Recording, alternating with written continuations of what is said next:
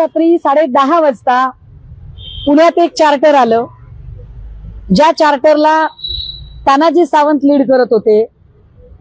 तानाजी सावंतांच्या सोबत अजून काही लोक होती.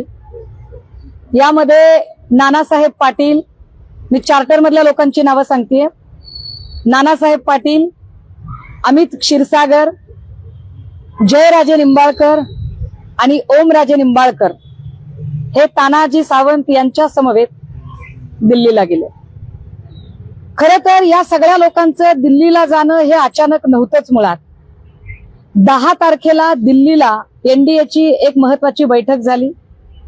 10 तारखेला एनडीएची जी पंतप्रधान मोदींनी बैठक घेतली, त्या बैठकीनंतर दिल्लीच्या हॉटेल ताज मानसिंगला या सगळ्या लोकांची बैठक एकत्रितपणे झाली.